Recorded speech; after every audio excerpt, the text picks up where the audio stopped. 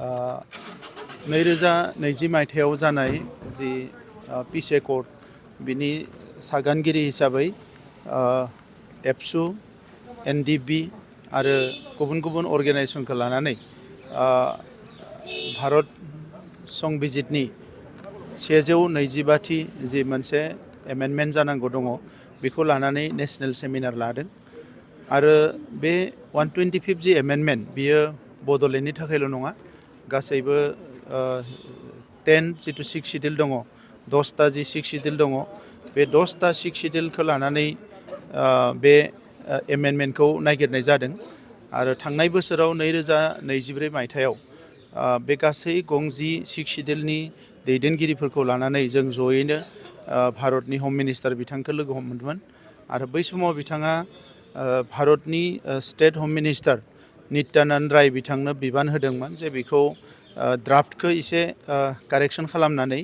आरो गुबुन गुबुन ग्रुप्सफ्रा एबा गुबुन गुबुन डिमान्ड खालामग्राफ्रा लुबैनाय बायदियै आरो भारत सरकारा जेरैबायदि हास्थायो बेखौ लानानै बिनि सायाव मोनसे ड्राफ्टखौ रिड्राफ्ट खालामनांगौ आरो लोगोसे नेक्स्ट पार्लियामेन्टआव बेखौ टेबल खालामनांगौ दा बेखौ थांनाय पार्लियामेन्टआव बेखौ लाबोनायखौ नुवाखिसै थाबैनो मोनसे पार्लियामेन्ट सेसन फैगासिनो दङ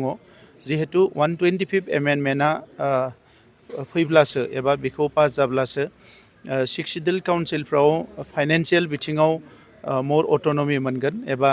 सेन्ट्रेल गभर्नमेन्टनिफ्राय थोंजोङै फान्ड मोननो हानाय जागोन फाइनेन्स कमिसननिफ्राय आरो गुबुन गुबुन बेवहाय माखासे सोदांनाय क्लजफोर दङ बेफोरखौ सोदाङोब्ला आरोबाव एसे स्ट्रेंथेन जागोन काउन्सिला दा बेखौ लानानै बे 125 एमेन्डमेन्टनि सायाव डिमान्डखौ लाखिदों दा बेखौनो दिनै नेशनेल सेमिनाराव आंबो बाहागो लादों आंबो बै समाव सागानगिरिमोन हिसाबै आरो हादोरनि राजखान्थि दोलोफ्रा जेब्ला सरकार सालायो गोबां रोखोमनि एकर्ड खालामो आरो एकर्डफ्रा मालाबा टाइमाव इमप्लिमेन्ट जाया मालाबा जायो 1985 मायथाइयाव आसाम एकर्ड खालामनाय दासिमबो इमप्लिमेन्ट जाजोबाखै दा बेखौ नुनानै जोंनि गुबैयै मोननै खोब गोनांथार जोङो बेवहाय हास्थायदों मोनसेया जाबाय आर्टिकल 280 जायजों फाइनेन्स पावारा फैगोन एबा फाइनेन्स अट'नमि मोनगोन फाइनेन्स कमिसननि थ्रुयै आरो गुबुन मोनसेया जाबाय कार्बि आंलंनि बर'फोरनि एसटि हिल्स बे मोननैखौ जोङो हास्थायदों आरो गुबुन गुबुन बेवहाय क्लजेस दङ बेफोरो लासै लासैनो जागोन दा बे क्लजफोरनि गेजेराव बांसिन दिनैनि प्रायरिटिया जाबाय कार्बि आंलंनि एसटि हिल्स आरो गुबुन मोनसेया जाबाय 280खौ फैयोबा फाइनेन्सियेल पावारखौ मोनगोन आरो आंबो जिहेतु काउन्सिलाव दङमोन आं नुनो मोन्दों गोबां खामानिफोरखौ मावनो हाया फाइनेन्स कमिसननि 16 फाइनेन्स कमिसननि जेब्ला टिम थाङो जों बिथांमोनजों रायलायदों जोङो बिथांमोननो रिप्रेजेन्टेसन होदों आरो बै समाव जोङो गासैखौबो केलकुलेसन खालामनानै नुदों जे त्रिपुरायाव 36 लाख पपुलेसन दङ आरो बिथांमोना फाइनेन्स कमिसननिफ्राय 50,000 क'रसो मोनो 5 बोसोराव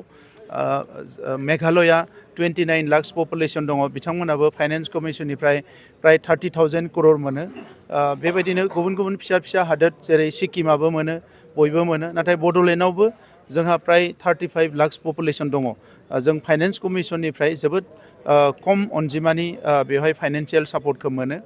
मानोना बेखौ स्टेटआ लायो दा बेफोर गासैखौबो नायनानै जोंनि जि डिसपेरिटि डेभेलपमेन्टआव जि गाहाय गोजौ जानानै दङ बे गासैखौबो एड्रेस खालामनांगौबा 125 एमेन्डमेन्टआ मास्ट आरो बेवहाय आर्टिकेल 280आ जेरैखि जाया बेवहाय एमेन्डमेन्ट जाफानांगोन जेरै मिउनिसिपालिटि आरो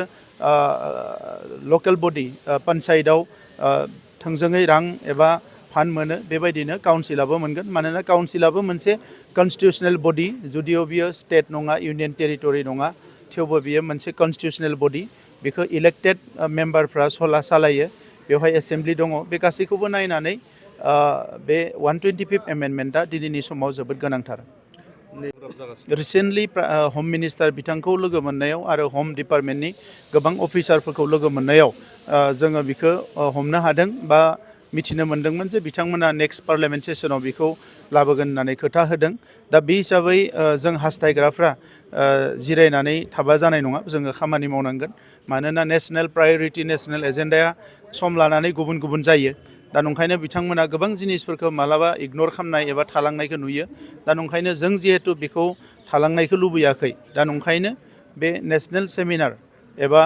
बेबायदि माखासे डिसकासन माखासे प्रग्रामनि गेजेरजों गभर्नमेन्ट अफ इन्डियाखौ जाहाथे